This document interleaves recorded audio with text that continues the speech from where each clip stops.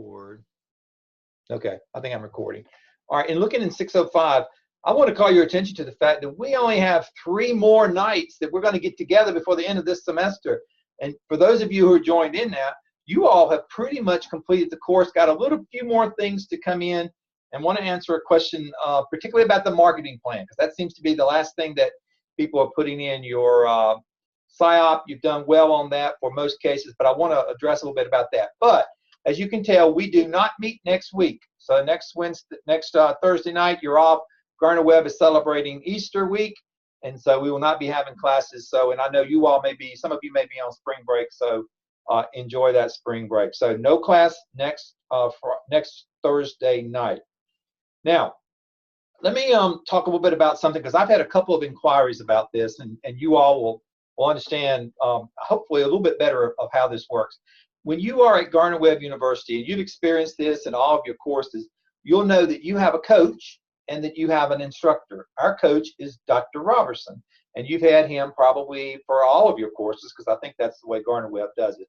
So I've had a couple of questions about what does it mean when Dr. Robertson gives a certain grade and I give a different grade. So let me kind of explain that, because I don't want you to think that that we're sending mixed signals, because we really, I guess we really aren't, although it may appear to be that way.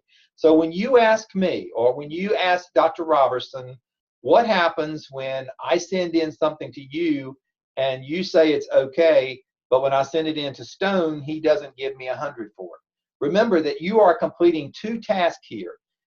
Dr. Robertson's main job is to make sure that it meets the minimum standards to go into TaskStream to get you a passing grade. So Dr. Robertson knows what to look for with your SIAP tasks, all of the tasks that you have to complete. So yes, it is important for him to be on board to say, yes, this is good, this is what you need to move forward. And that's fine, because that, and if you got an 80 from me and Dr. Robertson tells you it's a good job, move ahead, you don't have to go back and do the suggestions that I put in there to get it to 100. We're doing 2 different things. He's getting you ready for TaskStream. I'm getting you ready for the course. And so he looks for different things, and I look for different things. So here's what I would suggest when you have this question, or if you ever have this come up, I would suggest that you go for the highest of either one of them. If Dr. Robertson says it's good, but I give you an 80, I would go back and try to find out why you got that 80, and I would give it back till you get that 100. And then that way it's only gravy for Dr. Robertson when he gets it. Now, if I give you the higher grade and Dr. Robertson gives you the lower, says you need to add this, go back and add it, because that means that you're getting a little bit more of the gravy too. So, but it is up to you. If Dr. Robertson says it's good, you got a 90 from me, you don't have to go back to get it to 100. Because in my course, that is considered a part of one of your mini grades. But for Dr. Robertson, it is considered an integral part of what you put in TaskStream. So we are 2 different individuals. We look for 2 different things in our grading. But I would suggest, when it comes up, I would suggest that you try to meet whatever the higher standard is. And he looks for something, I look for something pretty much the same, but I may have a suggestion. And so we're basically trying to get you to the same place. We just have different grading styles. Dr. Robertson does a phenomenal job. His pass rate on the TaskStream is phenomenal. And I hope that if you get a comment back from me and he says it's okay, I hope the comment is pretty good to help you get back to that 100. I'm trying to make sure that you all get to the A under 605, male 605. And remember, if you get that 95 and you just say, hey, I've got so many other things on my plate, you don't have to go back and do it, as long as Dr. Robertson's fine with it. If you're with the things you put into TaskStream, it is important that he gives his stamp of approval for it. If you're going for that A, and that A, we don't do A plus, but if you're going for that A, then make sure that you try to get to that 100 or as close as you can to it. Now, are there any questions? Because I've had this a couple of times, and you're not the only ones. In every other course that I've taught that we've had a coach, sometimes we do look for different things. So it's not a reflection on you, but I just want to make sure that you understand that we are working together on this. And our main goal is to make sure you get out of this course with an A, which is my job, and you get through TaskStream with a 4, which is Dr. Robertson's job. So that's sometimes why you get different opinion. So if it's important to you, go back, resubmit whatever it is that I suggested to make your thing a little stronger, and then that will help you as well. Any questions on that? Because I've had a couple of comments about that, and I want you to really be clear. We're both trying to get you across the line. He's trying to get you across TaskStream. I'm trying to get you an A in 605. Any questions? All right, good job. Because you guys are you do such great work anyway. And look, I have to really look hard to not give you the 100, but I really am trying to make your paper stronger and trying to make your presentation stronger. So now that we've talked about that, one other thing I need to talk about before we kind of get into our discussion tonight has to do with scenario 5 or the marketing plan. I've had one submit, and I've had one or two ask me about it. So the marketing plan instructions were borrowed from another instructor. So I need to clarify them of kind of what I would like for you to do. So in this particular, all right, where did it go? All right, in the marketing plan, here's kind of what I'd like to see you put into a Blackboard. I'm looking for that little elevator speech. So you can choose any one of these scenarios, or you can choose your own school. But what the purpose of this exercise, it really is to get you to brag about your school and to get you to begin to understand the importance when you become the principal or the assistant principal of always having on the top of your mind that elevator speech that you're going to give people about why they should come to your school or why they should be supporting your school. It could be why parents should send their kids to your school when it's another school in the community that may be different, or why businesses should be business partners with you. So you can follow the scenarios here, or you can do your very own, and I don't care how you do it. If you want to do a short little video to me, like we're both in the elevator and you're talking about your school, or if you want to do a brochure that you already have, or that you can modify somewhat to brag about your school. But what I'm really looking for, it could be a paper, but what I'm really looking for here is some creativeness on your part, and you don't even have to follow these scenarios. It can be your school. It is you individually. Unless you want to bring a couple of people, your school improvement team, you do not have to do this in pairs with the classmates. This is really something that you can kind of do on your own, or you may want to involve your school improvement plan. But what I'm really looking for is something in that shows me that if I'm riding in the elevator with you, or if I'm sitting across from you and you're doing a presentation, that you really have got it down about how to be the best spokesman and advocate for your school, okay?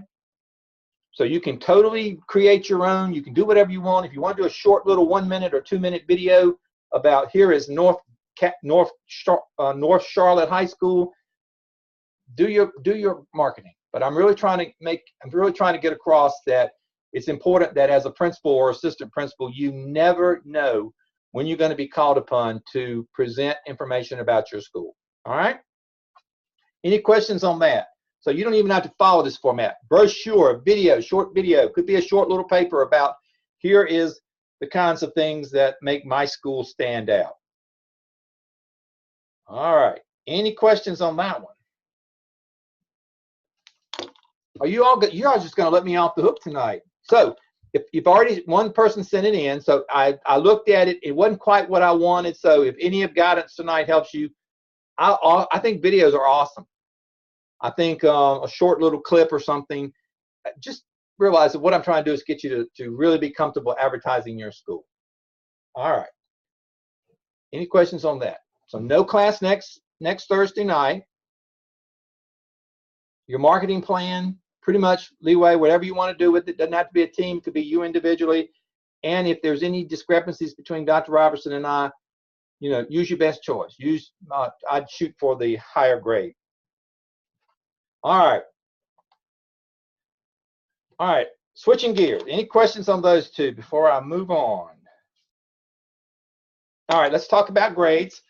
I have gone into Blackboard, and tomorrow, if not tomorrow, it'll be Monday, I'll send you an update of what I have recorded for you in Blackboard, listing the things that you've accomplished, because we are at this point, it's almost time for your PSYOP to be completed and sent into TaskStream. So and most of you really have already gotten there or are certainly getting close to it. So that would be my big priority at this point for the next 2 weeks, is getting that PSYOP, or the next week getting that PSYOP into me, and then getting it into Mark and into TaskStream, because that's your biggie. After that, we've got a week or two. We can start knocking off those other projects, those other class assignments. But right now, I don't want you to focus on anything, even your marketing plan. I don't want you to focus on that if you have not completed your PSYOP. I want you to focus on the PSYOP to get that completed and to get it in place so we can have that checked off your list. The grades, everybody's doing great. Just keep coming. And if you have spring break next week, it's a perfect time for you to start knocking off some of these last minute things that need to be done. Also remember that once you get into TaskStream and you've turned in your project, there are 3 or 4 other competencies that you've got to do in there, and those are not easy. Now the deadline for them is the end of April, so you've got a little bit more time, but just realize just as soon as you put in that PSYOP, there are many other little projects you've got to do too in that TaskStream for us to certify to the state of North Carolina that you are at that proficiency level. All right, and on the Blackboard page, or here, Dr. Lamb has got a link here to show you how to upload competency folios into TaskStream. So you may want to go back and look at that video just as a reminder of how to upload your stuff in there. And Dr. Robertson is also an expert on that. So if you have problems, you can contact me. Dr. Robertson will certainly be the person who would know the most about how to do this. But I've watched the video and I know how to do it. But if you want to reach out to Dr. Robertson, that is also a part of his responsibility as your coach too. He is all TaskStream, so if you want to help him move there. All right. So what I wanted to show you though, one more quick little thing. You may know this, I hope you do, but Gardner-Webb is going through its CAPE accreditation. All of you are very familiar with the Advanced Ed. Well, this is what we have to do, Gardner-Webb, particularly the School of Education. So we have to do this as well. Now, what you know about CAPE is that you do an internal review. We've done that. We've had others come in to help us with it.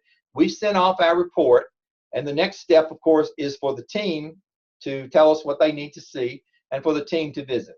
Well, our visiting team of 6 people will be here this weekend. They're coming in on Saturday, the 13th, and they're going to be the 13th, 14th, 15th, and 16th.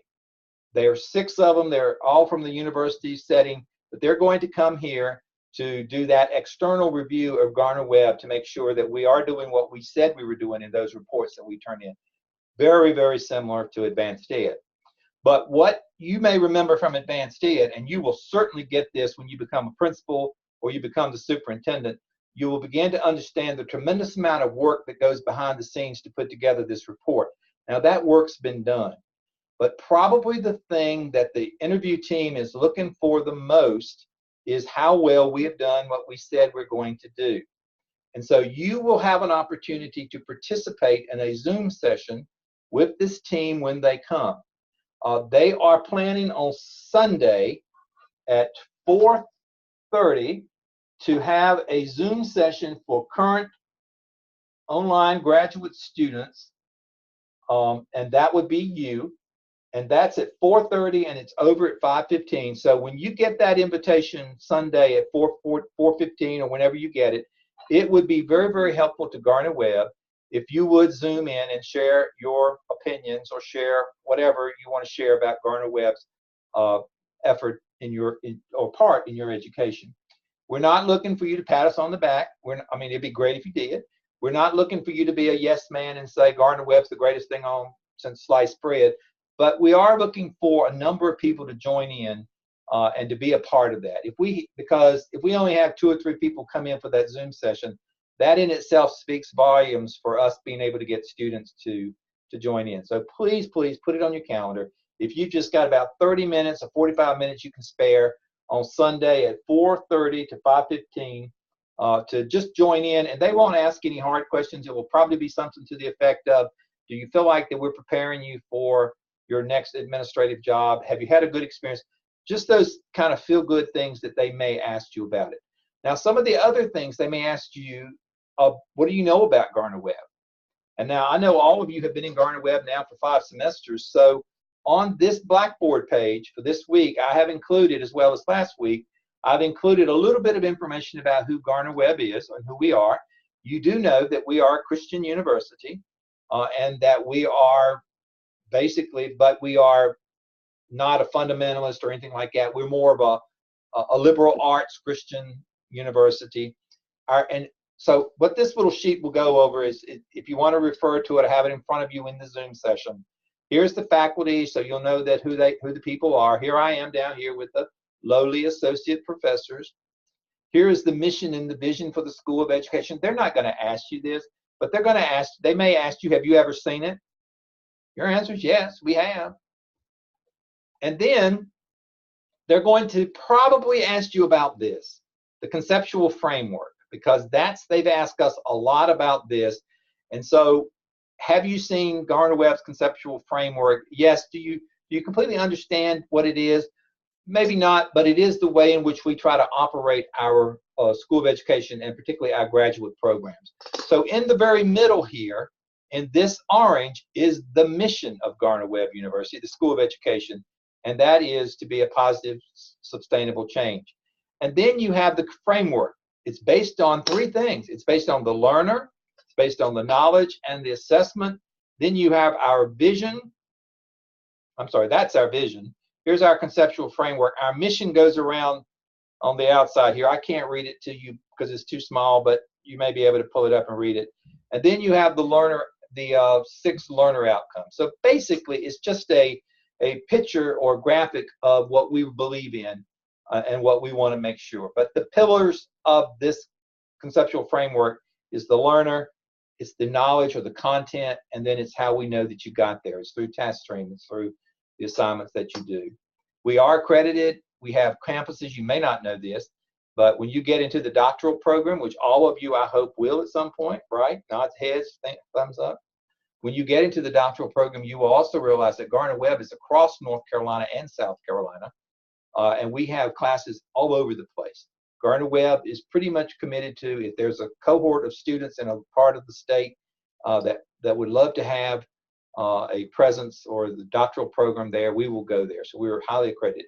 But if they ask you, have you seen our conceptual framework? You have.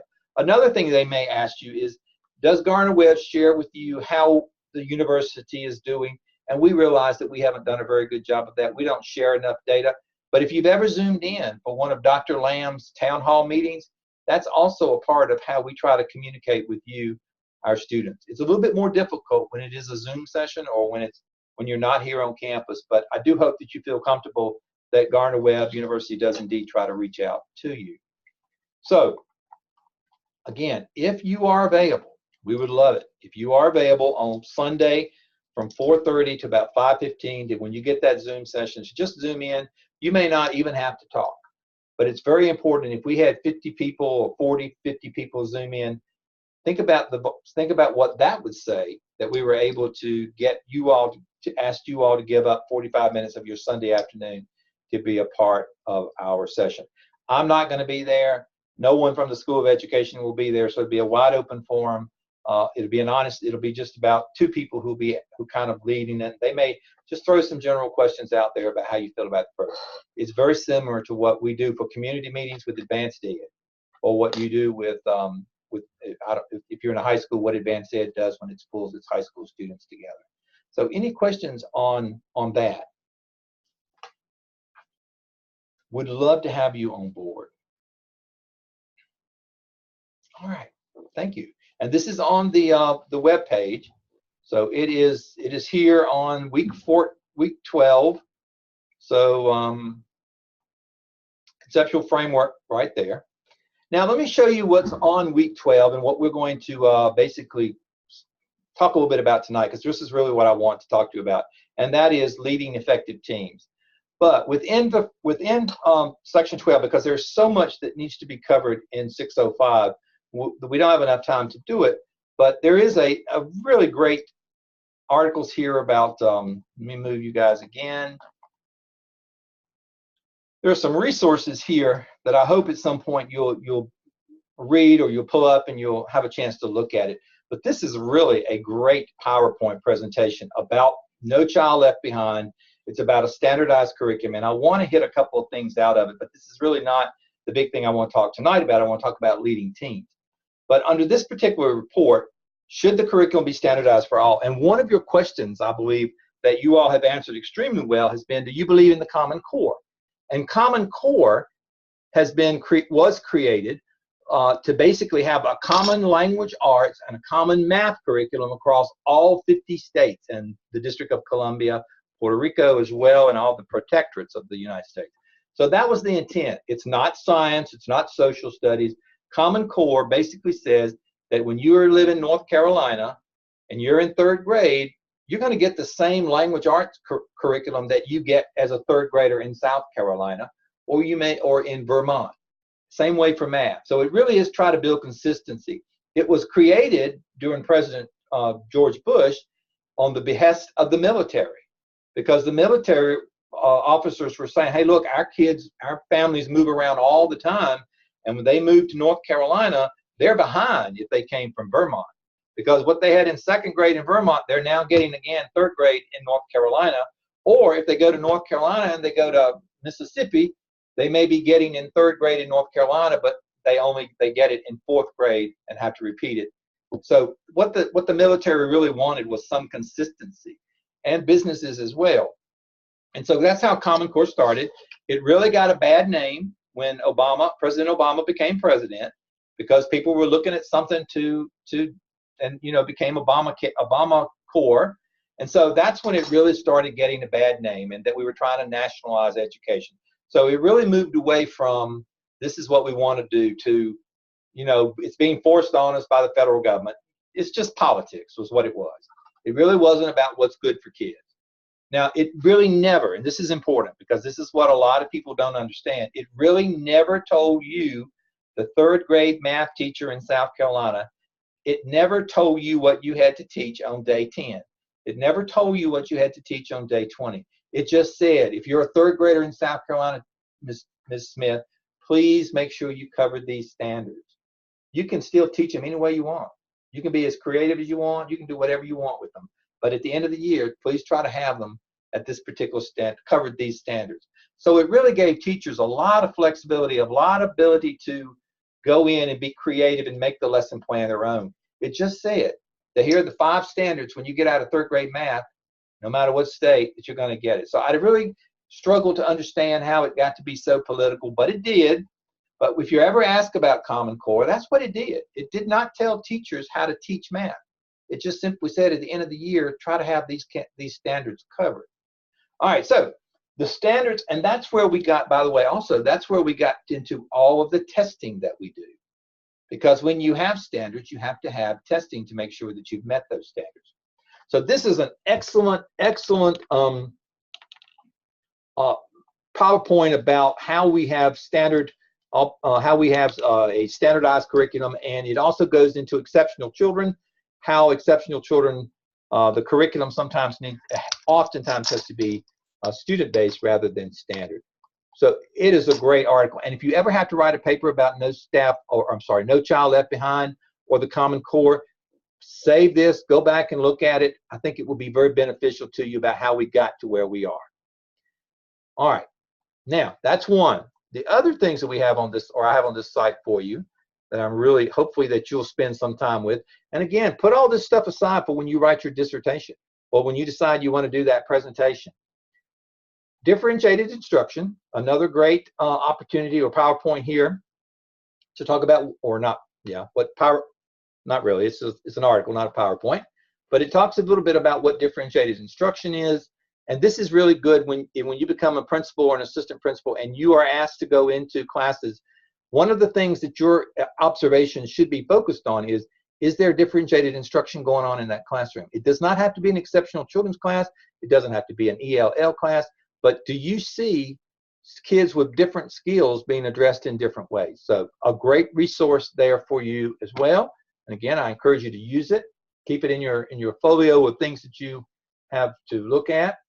Also, in session 12, then we're going to talk about your teams.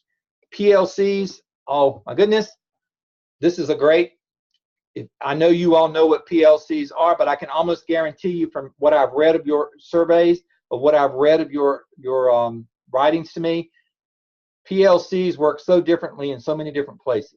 And so this is a great article, a great PowerPoint put together by the authors about what it is and what it's supposed to look like. So when you become that assistant principal or that principal and you go into a school and they tell you they have PLCs, I can almost guarantee you that it's not quite what you think it is. And PLCs, that's the buzzword right now for all schools to have them.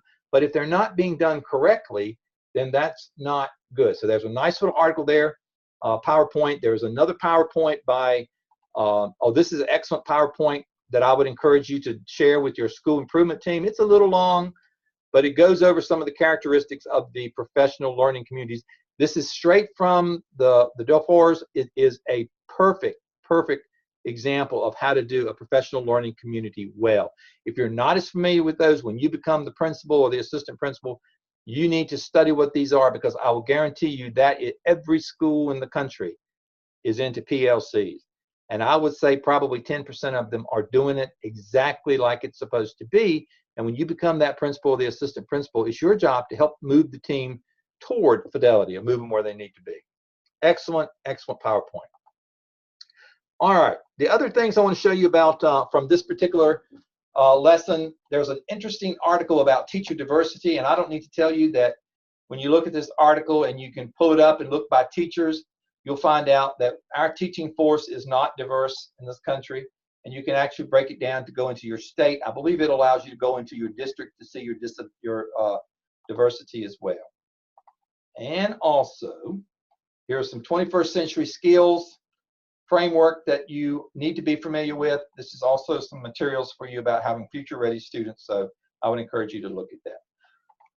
All right, but what I want to do tonight is to walk through leading effective teams, because this is where you will be. I need to open it up first. Let me do that. Let me go back and open it. Everybody still with me? All right, you're quiet tonight. Must be spring break in the air.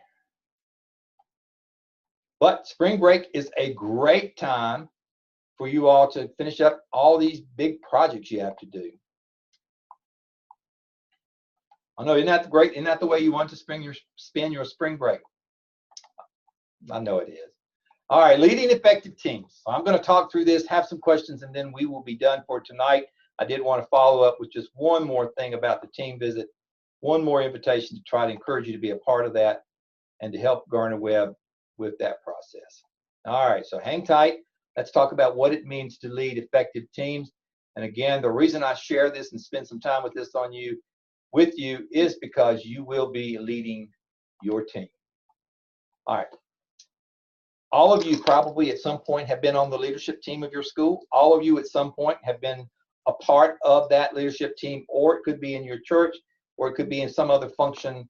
But when you become the principal or the assistant principal, it is an automatic assumption that you are going to be leading you're going to be helping your teams by showing them how to meet and be effective. So you've got to learn how to do that too. First of all, an effective team is one that meets the goals that it sets for itself.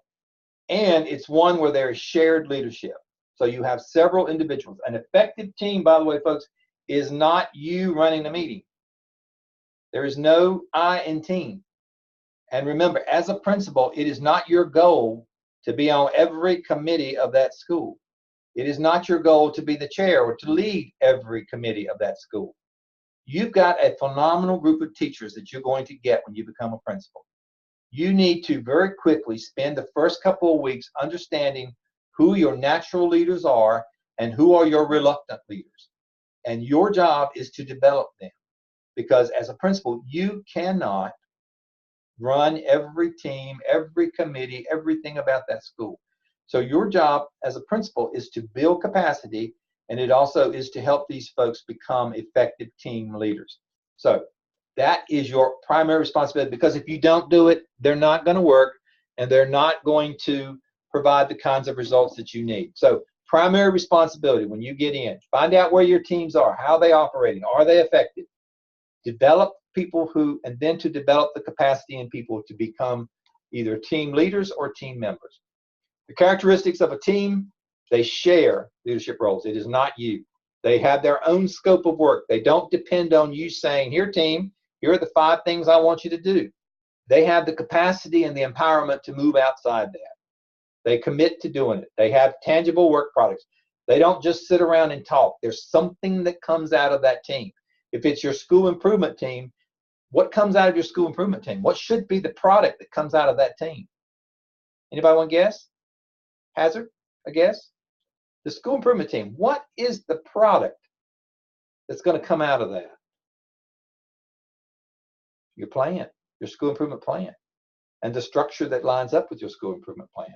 They're all accountable. They're individual. There are no individuals. The ideal team is all about team, where we all take credit. They all take credit, and they discuss problems and they resolve problems. Do you see you in any of these things where you're standing there saying, we're going to do it this way? No, that's not your job. Not if you have a great team, not if you're trying to develop your team. Otherwise, why have a team if you're making all the decisions? And that's why when you go into a school, find out who those silent people are who need to be on teams, who will not volunteer. So that's part of developing them. You need that team because that will make the school more effective. It will build a culture of the school, and it will also help the members to have, or the staff members to have, a vested interest in that school. It will greatly improve productivity as well as help you not run yourself ragged.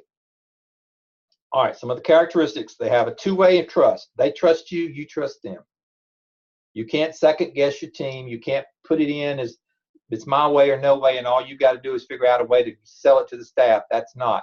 So it's based on performance. They need that feedback from you as well as the rest of the staff. There's a lot of listening going on. They are responsibility. They take responsibility, and they do not blame each other for failures. Third grade doesn't say, if second grade did a better job with reading, we wouldn't have these bad scores. That is not a team. That's an ineffective operation of your school, and it's going to kill you.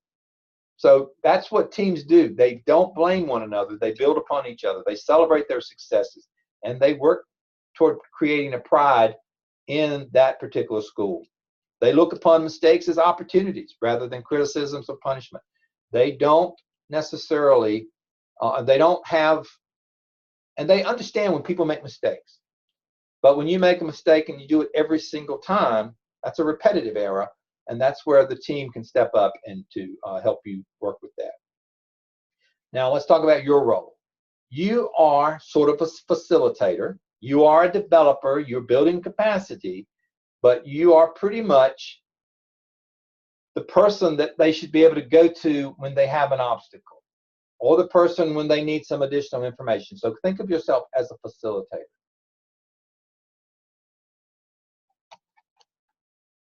All right, here's the strategy for you. If you are the principal and you want to have every Monday morning, you want your school improvement team or your safety team to get together, do something called a stand-up meeting. Stand-up meetings, they're very short. You don't take a seat. Everybody stands up. That way you're done in about 15 minutes, and you go around the table. Julia, what are you all doing in third grade this week? What are you all doing in fifth grade? Whatever team you decide to do, a stand-up meeting will be greatly appreciated by your staff. Nobody wants to sit in an hour meeting. Remember, your staff members, just like you, are extremely busy. So a stand-up meeting, by having them stand up and round robin around the table, it gives you an idea of how everything's going. They're not asking your permission. They're simply reporting out to you. Stone, this is what third grade's doing this week. This is what the PE department's doing. So it really kind of just goes around the table. The next, that's what you start off with. What are you doing? What are y'all planning to do? And then the next question will be, what can I do to help you? All right, so two big questions. What are you doing? What can I do to help you? That's a stand-up meeting, 15 minutes, that's it. Do not, and this is one of the greatest fault of meetings, is they become complaint sessions or witch hunts where people just start blaming each other. And your role, if you are in one of those committees, is to stop it, because it is counterproductive. When you start seeing that they're basically telling you what you want to hear, or they're complaining about someone else or something, then you need to stop it, redirect the team, and perhaps have some more training with them about what you are looking for. Here's the skills that you need to be an effective team member. And as you are building people for your team, these are the kinds of skills that you need to help train them for. The ability to communicate. That means being able to take criticism. If someone says something and you're a third grade teacher and someone says, you know, third grade dips a little bit in reading this year. What was the problem? You can't take, you can't be mad about that. You can't just fold your arms and not want to be a part of it. You've got to learn to be able to effectively communicate, and that means to listen and not to be blamed or to blame others. It's got to be a support group. It's not a point for those superstars or those people to get in there who just want to brag. Have you ever been in a committee where there's a superstar in it? Don't you just want to walk out when the superstar starts talking? Because the superstar is all they're doing is bragging, and all they're doing is taking away from the team and focusing on the individual. That's not what a good team does. A lot of listening, a lot of involvement with each other. They work well if you don't have that highly dominant or superstar, and if you have a variety of leadership styles. All right, so when you start creating your team, you are basically taking a group of people who may, if you are shaking up the team a little bit, you're reaching out and you're trying to take a group of people who may be new to this, and you're trying to take them from a group of strangers to a united team with a common goal. The goals of this, and I'm going to skip over this because this is not important: forming, storming, norming, and performing. When you start looking for people to be on these committees with you, or when you start looking for people to start being on the teams, the leadership teams, or the teams that you've established in your school, don't necessarily believe it's the grade level chair. Don't always go for the oldest teacher or the teacher who's been there the longest at the school. That means they've just survived the longest in most cases. Be creative, go out and look for leaders that have some of these kinds of traits. Look for them that they have good people skills and they have good production good production skills. All right, so I want to finish up talking about leading effective teams by asking you, when you are the leader and you start looking for putting together these teams, what are some of the things that you want to avoid? Here you go. Let me rephrase it. You all have just been appointed to a little elementary school, brand new. You don't know anybody. Your first week in school, you go and you walk in on the school improvement team, and what you see is something that you cannot believe. They are talking about students, not in a nice way. They're blaming parents because the parents don't provide lunch money or the parents aren't picking up the kids on time. What is your first task as that new principal? Someone's got to talk to me. What is your first task?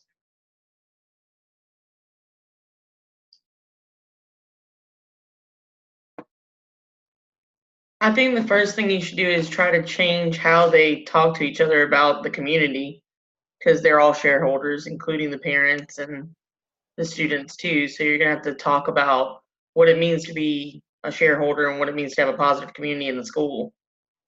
Good. Okay. All right. What other strategies can you use with this team? I would look at what is the vision and mission statement of the school, and hopefully it says something about parents and students and thinking about their emotional well-being and all those kind of things. And I would kind of bring them back to what our purpose is for that. And then I might also talk about how as educators we have to be solution oriented. So asking if there are any leaders within the group who wants to work together to come up with some solutions for these situations and see where we go from there. All right, good job. Now I'm going to change the scenario a little bit for the others who haven't answered. Let's just say it's 6 months and this team's not gotten any better, and you're beginning to look at putting together a team for next year. What do? 6 months, nothing's changed. These are still the most negative people. You're in every time. You get a headache when you walk out because as much as you try to redirect them and bring them back to the focus, there's a lot of this, private conversations going on. You're not getting anywhere with this team. What's the next step? Someone who hasn't answered before I call you. DJ, what would you do? I think I would ultimately go on a recruitment of teachers in the school and figure out the ones that, like you said, the ones that don't have much to say, and ask them, would they be interested in being on the school leadership team, or either give them some type of responsibility at the school so they can prove themselves to me so they can, do their part. All right. So you'd go on a recruitment. Good. Anybody else? Julia, what would you do? Well, is this like is it the school improvement team? Because if it's the school improvement team, they're elected. True. And I'm also brand new, but I've been there 6 months, and so I've had time to listen, and I've had time to figure things out. Just because they were elected, though, why does that stand in your way? I don't think it stands in my way. I think I would just be mindful that I wouldn't want people to get the wrong impression of who I am, and I wouldn't want them to think that I'm going in and taking charge, or make them believe that I don't believe they're competent, or that I think I'm better than they are, because I think that's a really careful position to be in. I do think that I would be looking into possibly the reasons why. Why are they so negative? What has happened that has created this culture of negativity? Why do they believe that it is okay to speak this way about students and parents? And who has fostered that kind of environment? Because I think it's a deeper issue than just this group, because I have a feeling that it probably stems across the entire school. All right. You may have inherited that in a whole school environment. All right. Heather, you got anything to add?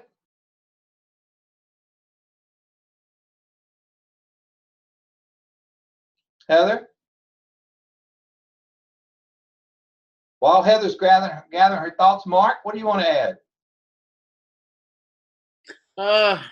Well, you got a couple options in my mind. I guess somebody mentioned recruiting, and then like Julia was saying, some of these are elected, but I think you got two options. You can either build a new team, or you can work with the one you got. And sometimes working with the one you got, just like you were saying, what's causing the negativity, what's causing all the talk about the community. I think sometimes you have to ask people, if you was in someone else's position, what's your thought process? In other words, trying to get these people to have buy-in. Things can be bad and things can be negative, and sometimes you inherit that, but I think you have to develop people. And this whole thing's been talking about making leaders and making teacher leaders. And I think part of that is sometimes you have to tell people just where it is, and what it is, and be honest with people. That's the biggest thing I see, is a lot of times we're just not honest with people. Okay. Does that make sense? I don't know if that's just kind of rambling, but it does. If somebody's doing a good job, you tell them, and if they're not, you tell them. I mean, all right. I'm going to change the scenario one more time for Katie and Heather. You are making headway, and the team seems to be, you're getting more and more people who are making headway with the team. So what do you do now when you're beginning to see a little light at the end of the tunnel? Heather, what do you do? Hey. I couldn't get to you the first time. I couldn't That's get all right. you off. But I do want to add one quick thing that I agree with Mark, that sometimes you just have to be honest about where you are and what needs to be changed to be able to produce the change. So you're going to tell me, that senior English teacher, that I'm too negative for this committee? I'm not saying that it's necessarily that I'm going to say that they're too negative, but maybe it's not productive, and determining where the negativity came from, because you're not going to be able to be productive if it's consistently negative. So we have to determine where that came from and maybe its source to be able to produce the change that we desire. Okay. Let me throw in before Katie. All right, let me throw in before Katie. Okay. One other strategy you might be is to realize that the school improvement team is but one of the committees. And so if it is stuck with all these hard-nosed people that are not going to change, start divvying out material opportunities to other committees. I think someone mentioned this, maybe DJ. Start giving other people in the building and start utilizing some other committees a little bit more. Don't let everything run through the school improvement team, because as the principal, I think you're doing a disservice if you've got a team you can't shake and they're still leading the school down or keeping it down. There are some great people in that building. And so sometimes you just have to say, although Steve Stone is not on the school improvement team, Steve, I'm going to let you do parent night because you do it well. And you're developing other sources of power other than that school improvement team until you have a chance to really address it. Katie, we'll finish up with you. What are you going to do to fix this problem? Well, that was kind of where I was going to go with mine was Good. that usually there's not every single person in the room talking about talking negatively at all times. You could probably pinpoint the person who starts it and the person who tries to avoid it. So I'd have those conversations with them, but definitely try to get the people who try to avoid it to encourage their peers or step up or start leading more. And then just like you said, just deciding to, okay, if this is how this team is going to run, we're going to do the necessary things during this team that we need to do and maybe try to change it next year and years later where I have more pull with the school. But I'm going to find people who are going to be positive and are going to do things in a good light. And we're going to start running different teams. And maybe that could upset the school improvement team and they can start asking, why does this other team get to do this and we don't? Well, I can't really trust you with this job with parents if you don't like them that much. And that's what I'm hearing. So I'm going to div it out to somebody else. Good job. All right. Anybody want to add anything before we close up for tonight? And I will see you back on the 20th. Oh my gosh, 2 weeks. Yes, Julia. Yeah, I think the thing that nobody really touched on that I was kind of thinking about is, so I've been trying strategies to redirect them and strategies to try to change their negative attitude. And so maybe after 6 months, I might want to reflect upon myself and how I am. What strategies am I using? Am I being an effective leader? Am I actually really trying to redirect what their opinions are? Am I actually getting through to them? Or am I I'm not doing my job, kind of. If it took me 6 months and I can't shake you, then I need to reflect on what I'm doing in my job. Excellent. Excellent. That's a great suggestion. The other thing I want to suggest to you is when you apply for a principalship, do your homework. Know what kind of school environment you're going into. And unless you have a real good stomach and you have the will and the strength to do this, to go up against, there are some really entrenched teams out there. There are some really entrenched teachers and others in the building who are very negative. So do your research before you accept a position. All right. Anything else? Want to close? Yes. I had 2 thoughts. So okay. My first thought is that my staff might not like me very much after 6 months, because I feel like if we've talked about this and you don't have the best interest of the parents and the students in mind, then when it comes to that part on the evaluation where it talks about I'm a leader in my school, and usually people who are on school improvement teams and stuff get high marks in that, like accomplished or distinguished, I might go to proficient. And then if they ask me why am I proficient, I might say because we've had a conversation about this. Right, that's the key. That's the key. It's not new to them. Yeah, this has been 6 months. Yeah. So, you want to get back to accomplished, I think that's great. I would love for you to do that, but you have to show me something that's accomplished, because sitting in the meeting talking about negative things with no solutions, that's not accomplished to me. Good so point. I think that would be a conversation I would have to have with them.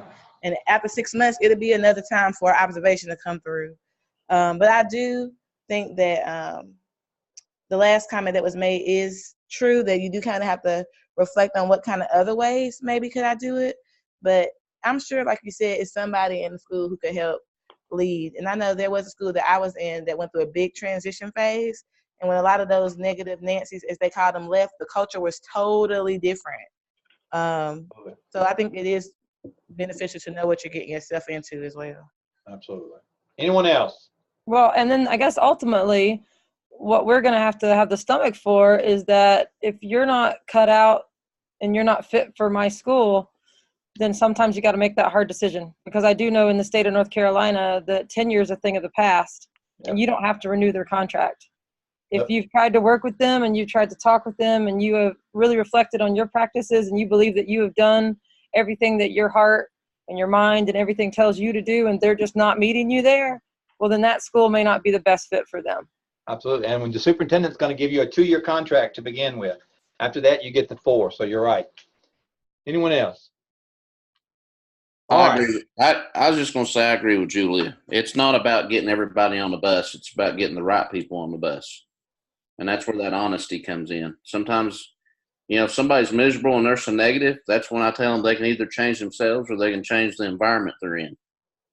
And sometimes you just got to cut people loose and move on. Yep. I agree. Anyone else?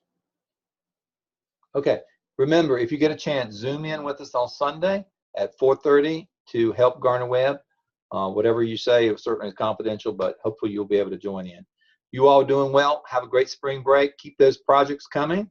And the marketing plan, it's really kind of whatever you want to send me. All right.